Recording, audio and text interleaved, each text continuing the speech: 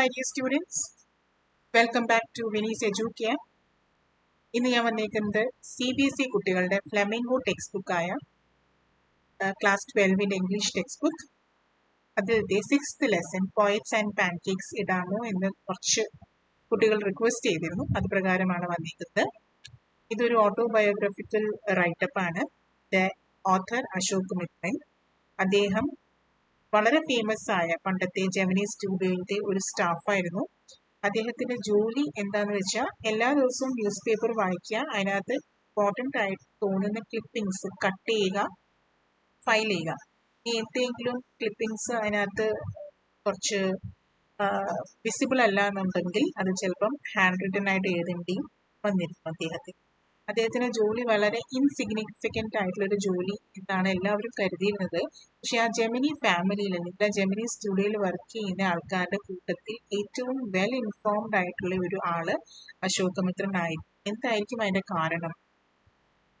Analyse ചെയ്തേ. എല്ലാ ദിവസവും ന്യൂസ് പേപ്പർ വായിച്ച് അതിനകത്തെ ഇമ്പോർട്ടൻറ്റ് കാര്യങ്ങൾ കട്ട് ചെയ്ത് ഫയൽ ചെയ്യുന്ന ഒരാൾക്ക് എന്തുമാത്രം വിവരം ഉണ്ടായിരിക്കും എന്നുള്ളത് നമ്മൾ എടുക്കാവുന്ന ഒരു കാര്യമാണ്. Maybe that is the reason why he is termed as the most well informed of all the members of Gemini family. And who was his boss? His boss name is S.S. Vasan. And the book from which this excerpt is taken is My Years with Boss. Okay, ഞാനിത് വായിക്കുന്നില്ല because it is written in very simple English. Anybody can understand. So you can just read it. Now before I move further, അതിനകത്ത് first പാരഗ്രാഫിൽ കുറച്ച് ആക്ടേഴ്സിൻ്റെ ഒക്കെ കുറച്ച് കാര്യങ്ങൾ പറയും. അപ്പം ഞാൻ അതിൻ്റെ ഒരു ചെറിയ അവരുടെയൊക്കെ ചെറിയ ഫോട്ടോസ് ഒന്ന് നിങ്ങളെ കാണിച്ചു തരാം. അപ്പോൾ കുറച്ചും കൂടി ഒരു ക്ലാരിറ്റി വരും, ജസ്റ്റ് ഒരു ഇൻഫർമേഷന് വേണ്ടി. ഓക്കെ സ്റ്റുഡൻസ്, അപ്പോൾ ഈ ഫസ്റ്റ് കാണുന്ന ഈ ഒരു പിക്ചറാണ് ജെമിനി സ്റ്റുഡിയോയുടെ ലോഗോ എന്ന് പറയും. Okay, they kept on changing the logo. Maybe in 2-3 years, every 2-3 years they used to change the logo. But these two boys holding that trumpet in their hands is the common one, which stays, in all their logos. But then the other things they keep on changing. So, ഇതാണ് അവരുടെ logo. പിന്നെ ഈ ഒരു ലേഡിയാണ് നമ്മളുടെ ഇതിനകത്ത് ഒരു Swedish ആക്ട്രസിന്റെ കാര്യം പറയുന്നത്, who received an honorary Oscar for her unforgettable screen performances, and the Guinness Book of World Records named her as the most beautiful woman who ever lived. She was also voted best silent actress of the country, and her name is Greta Garbo. Right? ഇത് നമ്മളുടെ own Indian actress Vaijayanthimala Bali. This is her old picture, and this is how she looks now. ഇത് Clive of India, അതായത് നമ്മുടെ British നമ്മളെ ഭരിച്ചുകൊണ്ടിരുന്ന സമയത്ത് ഉണ്ടായിരുന്ന ഒരു British person ആണ്. ആളുടെ ഒരു റെഫറൻസും ഇവിടെ വരുന്നുണ്ട്. ഇത് നമ്മുടെ പാൻകേക്സ്, നിങ്ങൾക്ക് അറിയാമല്ലോ, മേക്കപ്പിന് യൂസ് ചെയ്യുന്ന ഒരു സംഭവമാണിത്. മുഖത്തെ പാടൊക്കെ മാറ്റി മുഖത്തിനെ ബ്രൈറ്റ് ആക്കുന്ന ഒരു മേക്കപ്പ് സെറ്റാണ് പാൻകേക്സ്. പിന്നെ വരുന്നത് ഒരു രതി അഗ്നിഹോത്രി എന്നുള്ള ഒരു ആക്ട്രസിന്റെ റെഫറൻസ് വരുന്നുണ്ട്. രതി അഗ്നിഹോത്രിയുടെ പഴയ പിക്ചറാണ് ഈ റൈറ്റ് സൈഡിൽ. At present she looks like this, and she was known for her role in the movie called Ek Tujhe Ke Liye with Kamal Hassan, opposite Kamal Hassan. Okay, അപ്പം ഇത്രയും കാര്യങ്ങളാണ് ഇതിനകത്ത് ഫസ്റ്റ് തന്നെ റെഫറൻസിൽ വരുന്നത്. അപ്പോൾ ഞാൻ നിങ്ങൾക്ക് അതൊന്ന് കാണിച്ചു തന്നത് മാത്രം. Right, so will move back to the lesson. ലെസണിലത്തെ കുറച്ച് ഫ്രേസസ് ഇവിടെ തന്നിട്ടുണ്ട്. നമുക്ക് ലെസൺ വായിക്കുന്നതിൻ്റെ ഒപ്പം അതിന്റെ മീനിങ്സ് നോക്കാം. So let us start. Pancake was the brand name of the makeup material that Gemini Studios bought in truckloads. Greta Garbo must have used it. Miss Gohar must have used it. Miss Gohar നമ്മുടെ Indian actress ആയിരുന്നു. She was also a singer and an actress, and later on she owned a studio also. Then Vaijayanthimala must have used it, but Reti Agnihotri may not have even heard of it. The makeup department of the Gemini Studios was in the upstairs of a building that was believed to have been Robert Clive's stables. A dozen other buildings in the city are said to have been his residence. ഞാൻ ഈ പറഞ്ഞ ആൾക്കാരുടെ majority of ആൾക്കാരുടെ ഞാൻ photo ഞാൻ കാണിച്ചിരുന്നു. അതിനകത്ത് Robert Clive എന്ന് പറയുന്ന ആളുടെ സ്റ്റേബിളിന്റെ മുകളിലുള്ള ഒരു അപ്സ്റ്റേഴ്സിലുള്ള ഒരു ഫ്ലോറിലായിരുന്നു ജെമിനി സ്റ്റുഡിയോസ് സെറ്റപ്പ് ചെയ്തിരുന്നത്. റൈറ്റ്. സോ ഈ റോബർട്ട് ക്ലീവ്സ് പല സ്ഥലത്തും താമസിച്ചിട്ടുണ്ടായിരുന്നു. ആളുടെ റെഫറൻസ് ഇനിയും വരുന്നുണ്ട്.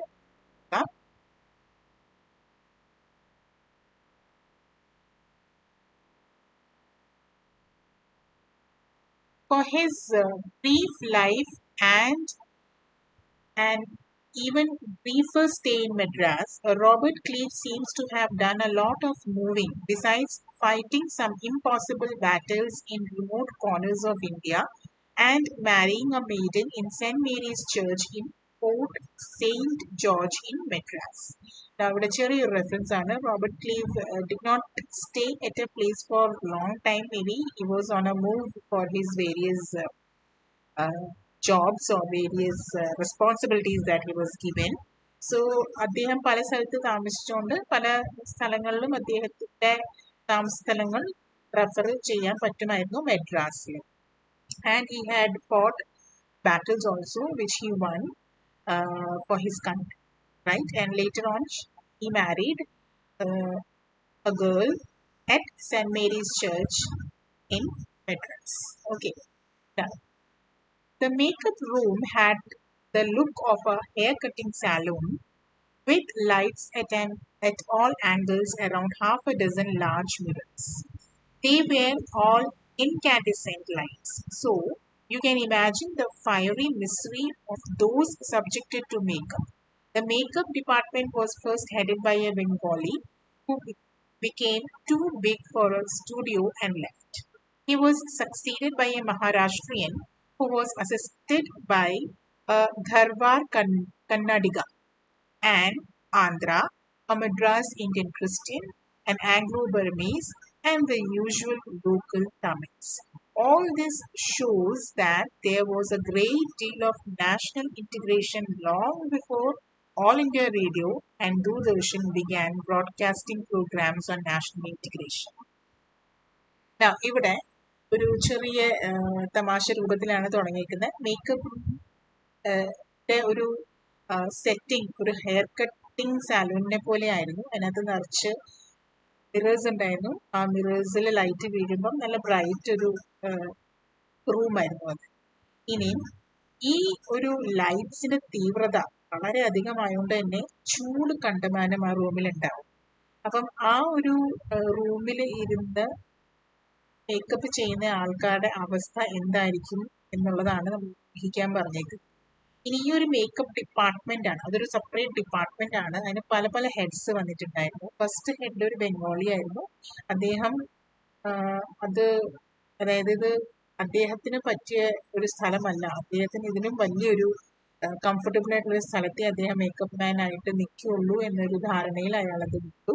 അത് കഴിഞ്ഞ് പിന്നെ ഒരു മഹാരാഷ്ട്രീയൻ വന്നു, പിന്നെ ഒരു കന്നഡികാര വന്നു, പിന്നെ ആന്ധ്രയിൽ നിന്ന് ആള് വന്നു, മദ്രാസിലത്തെ ഒരു ഇന്ത്യൻ ക്രിസ്ത്യൻ വന്നു, അത് കഴിഞ്ഞ് ഒരു ആംഗ്ലോ ബർമീസ് ആള് വന്നു, പിന്നെ അവിടുത്തെ ലോക്കൽ തമിഴ്സ് വന്നു. എല്ലാവരും ഈ ഒരു മേക്കപ്പ് ഡിപ്പാർട്ട്മെന്റിനെ ഹെഡ് ചെയ്യാൻ വന്നിരുന്നു.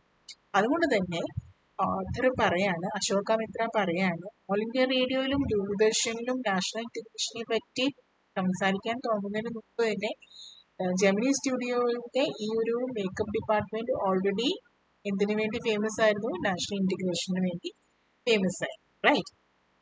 This gang of nationally integrated makeup men could turn any decent looking person into a hideous crimson-hued monster with the help of truckloads of pancake and a number of other locally made potions and lotions.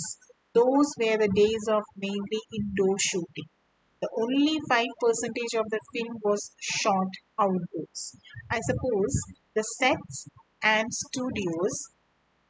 studio lights needed the girls and boys to be made to look ugly in order to look presentable in the movie. So ഇവിടെ എന്താ പറഞ്ഞു വരുന്നതെന്ന് വെച്ചാൽ ഈ ഒരു gang അവിടെ വന്നു പോയിട്ടുള്ള ആ മേക്കപ്പ് മെന്നിന്റെ ഹെഡ്സ് എല്ലാവരും കൂടി കൂടിയിട്ട് അവിടെ ഭംഗിയുള്ള ഒരാള്, ഒരു ആക്ടർ അല്ലെങ്കിൽ ആക്ട്രസ് വരുമ്പം അവരെ വളരെ മോശമായ രീതിയിലായിരുന്നു മേക്കപ്പ് കണ്ടമാനം ചെയ്തിട്ട് ഒരു മോൺസ്റ്റർ ലുക്കിലാക്കി തീർന്നു.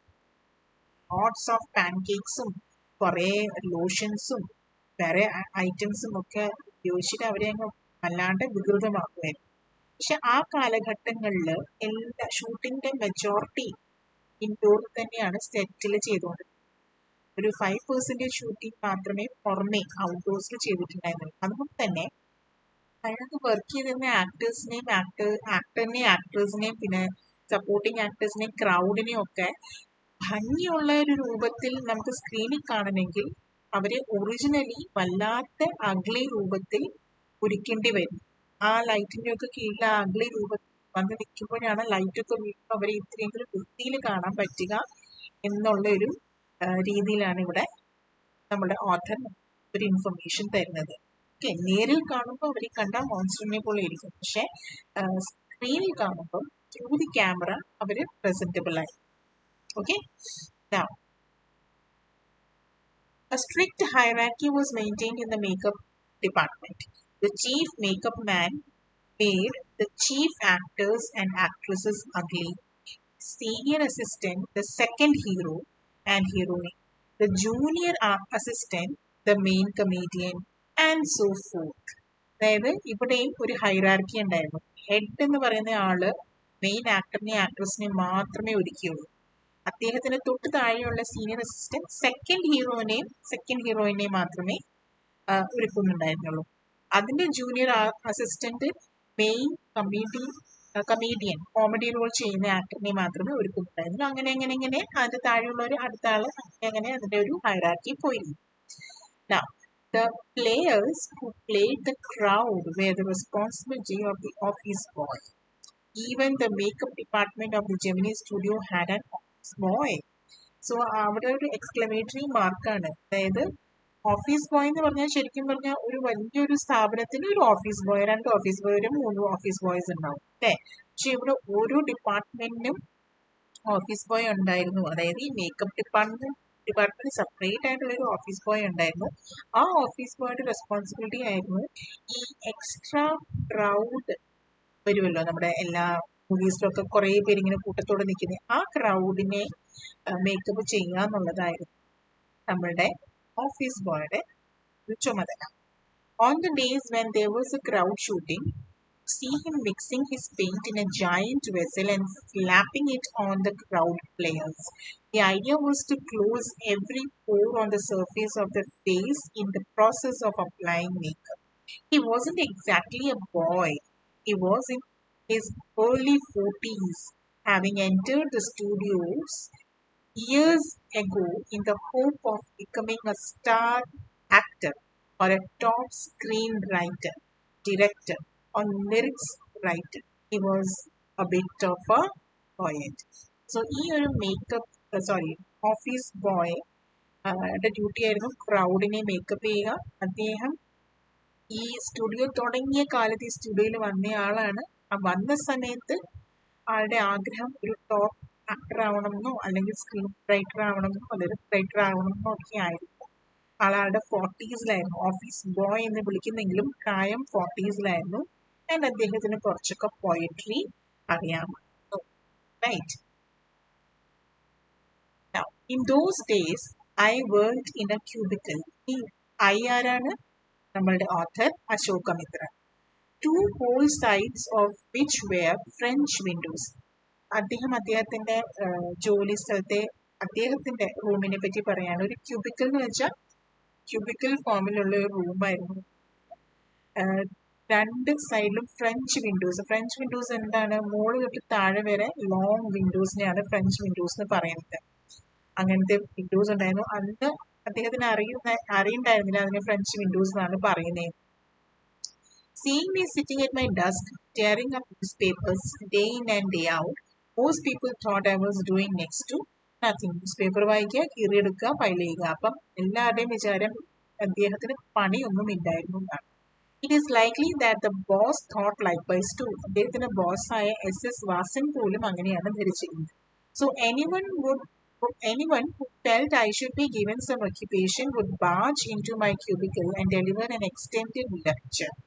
The boy in the makeup department had decided I should be enlightened on how great literary talent was being allowed to go waste in a department fit only for barbers and perverts. Now, ഒരു പണിയില്ലാത്ത ആളായോണ്ട് അങ്ങോട്ടും ഇങ്ങോട്ടും പോകുന്ന ആർക്ക് വേണ്ടെങ്കിലും എൻ്റെ റൂമിൽ കയറി വന്ന് എനിക്ക് lecture തരാമായിരുന്നു. അതിനകത്തുകൊണ്ട് ഈ നമ്മൾ നേരത്തെ റെഫർ ചെയ്ത ഫോർട്ടീസിലുള്ള ഓഫീസ് ബോയ് ഇടയ്ക്ക് ഇദ്ദേഹത്തിന്റെ റൂമിൽ വന്നിട്ട് ഇദ്ദേഹത്തിന് ഒരു ലെക്ചർ കൊടുക്കുമായിരുന്നു. ആ ലെക്ചറിൽ ആള് സ്വയം അവനോന്റെ കാര്യം തന്നെയാണ് പറഞ്ഞത്. അതായത് അദ്ദേഹം അവിടെ ഇങ്ങനെ ക്രൗഡിനെ മേക്കപ്പ് ചെയ്ത് ആളുടെ കഴിവ് അവിടെ വേസ്റ്റ് ആയി പോവുകയാണെന്നുള്ളൊരു ടോക്കാണ് എപ്പോഴും വന്ന് പറഞ്ഞുകൊണ്ടിരുന്നത്. റൈറ്റ്, ബാബേഴ്സ് ഒക്കെ ചെയ്യേണ്ട ഒരു പണി അദ്ദേഹത്തെ പോലെ ഒരു കലാകാരനെ കൊണ്ട് ചെയ്യിപ്പിക്കുന്നു, അല്ലെങ്കിൽ ആ ഒരു അവസ്ഥയിൽ അദ്ദേഹത്തിനോട് വർക്ക് ചെയ്യേണ്ടി വരുന്നു എന്നൊക്കെയുള്ള ഒരു ലെക്ചറാണ് അവിടെ അദ്ദേഹം വന്ന് ഇടയ്ക്ക് നമ്മുടെ അശോകമിത്രനോട് പറഞ്ഞുകൊണ്ടിരുന്നത്. റൈറ്റ്, ഇനി പെർവേഴ്സ് എന്ന് പറഞ്ഞ ആരാണ്? People acceptable behavior, right? Soon I was praying for crowd shooting all the time. Nothing short of it could save me from his ethics. So ഈ ഓഫീസ് ബോയ് അശോകമിത്രയുടെ ക്യൂബിക്കലിലോട്ട് കയറി വരുമ്പോഴത്തേനും അശോകമിത്ര പ്രേ ചെയ്യുന്ന എന്താണ്? എൻ്റെ ദൈവമേ, കുറെ ക്രൗഡ് വരണേ, ഇദ്ദേഹത്തിന് മേക്കപ്പ് ചെയ്യാൻ പോകേണ്ടി വരണേ, അല്ലെങ്കിൽ അവിടെ നിന്ന് ഫുൾ ലെക്ചറാണ് നമ്മളുടെ ഓഥറിനോട് അശോകമിത്ര. റൈറ്റ്, ഇത്രയും മനസ്സിലായെന്ന് വിചാരിക്കുന്നു. അപ്പം ഞാൻ ഇതിന്റെ സെക്കൻഡ് പാർട്ടുമായിട്ട് അധികം താമസിക്കാതെ തന്നെ വരാം.